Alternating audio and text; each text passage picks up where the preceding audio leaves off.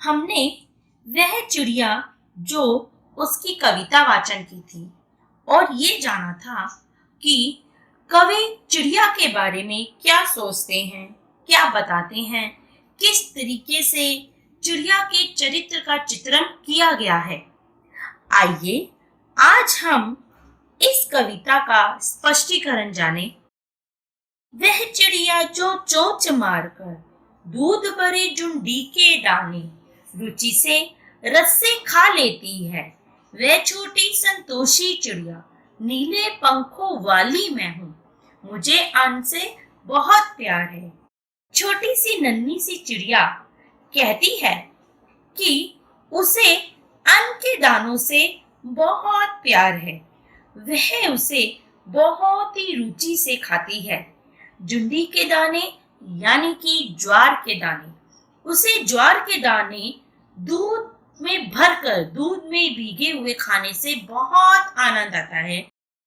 इसी को खाकर उसे इतना आनंद आता है, इतना रस मिलता है कि वो इसी में संतोष कर लेती है, वो इसी से ही सेटिस्फाई हो जाती है। उसकी आत्मा की तृप्ति इन्हीं दानों को खाने से हो जाती है। वो कहती है कि मेरे पंख नीले हैं, मुझे अन्न से बहुत प्यार है। चिड़िया के माध्यम से कवि कहना चाहता है कि मान जैसे एक छोटी सी चिड़िया थोड़ा सा अन्न खाकर संतोष करती है, चाहे वो दूध में भीगे हुए ज्वार के दाने हो, ऐसे ही मनुष्य का भी स्वभाव होना चाहिए कि उसे जो भी मिल रहा है उसे उसी में ही संतोष रखना चाहिए, उसी से ही प्रेम करना चाहिए। उसे अपने लालच स्वभाव को त्याग कर संतोषी स्वभाव का होना चाहिए।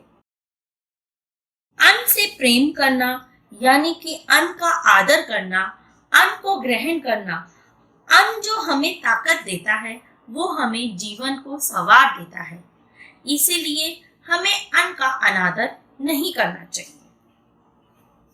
वे चिड़िया जो कंठ खोलकर बूढ़े वनबा बाकी खाते रस उंडेल कर गा लेती है, वह छोटी मुंह बोली चिड़िया नीले पंखों वाली मैं हूँ, मुझे विजन से बहुत प्यार है।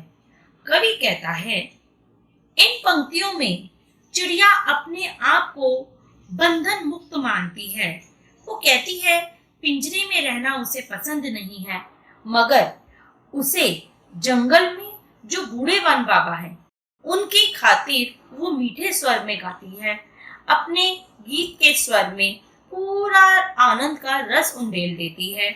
उसे आकाश में मुक्त होकर उड़ना और गाना बहुत पसंद है, इसीलिए उस चिड़िया को उन्मुक्त गगन बहुत पसंद है।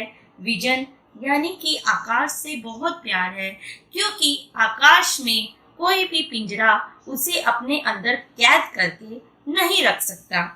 इसलिए वह जो छोटी सी मुंह बोली चिड़िया है अपनी मीठी आवाज में खुले गले से बहुत ही सुरीला गाना गाती है। उसकी मधुर आवाज को उस जंगल में कोई भी रोक टोक करने वाला नहीं है, कोई वहां उसकी आवाज को बांध नहीं सकता। वह खुले आसमान में स्वतंत्र घूमती है, आजादी से घूमती है। उसे आसमान ही इसलिए पसंद है क्योंकि उसे आजादी पसंद है और उसे एकांत से भी बहुत प्यार है। इसीलिए कहा गया है मानव रूपी जो स्वभाव है हमारा, हमें चिड़िया की भांति प्रकृति से प्रेम करना चाहिए।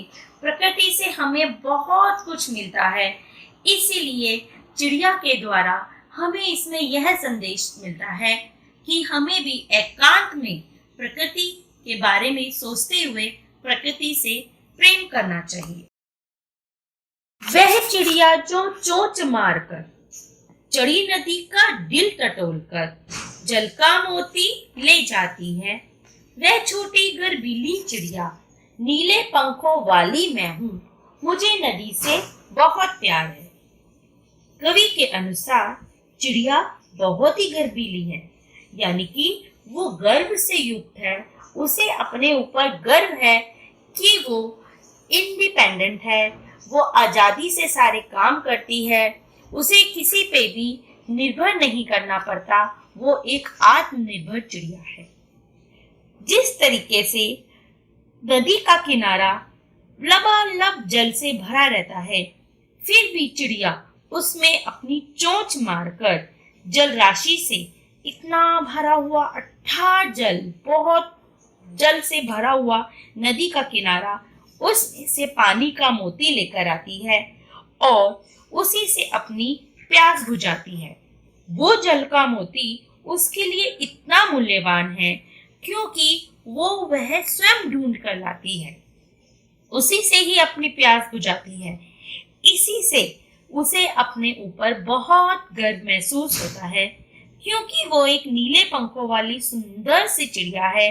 उसे बहता हुआ नदी का जल बहुत पसंद है। वही बहते हुए जल से वह पानी पीती है क्योंकि उस जल से पानी पीने से उसे कोई नहीं रोक सकता। और इसी के द्वारा कवि यह संदेश देता है कि नदियां सभ्यता के विकास में प्राचीन काल से ही हमारी सहायक रही हैं। हमें इनका आदर करना चाहिए। और चिड़िया जिस प्रकार इतने अथाह जल से जल का मोती लेकर आती है, ऐसे ही जीवन में कैसी भी परिस्थितियां आए, विपरीत से विपरीत परिस्थितियों में भी हमें हिम्मत नहीं हारनी चाहिए और हमें यह प्रेरणा देती है कि सदा हमें भी हिम्मत से काम लेना चाहिए। आइए इस पाठ के कुछ कठिन शब्द व उनके अर्थ जानते हैं।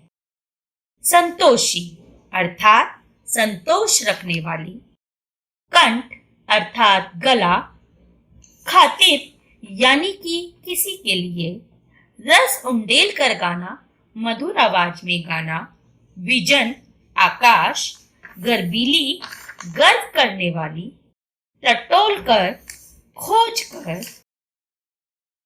जुंडी ज्वार के दाने, रुचि चाहत, मुंह बोली चित परिचित, चढ़ी नदी यानी से जल से भरी हुई अर्थात उफनती हुई नदी।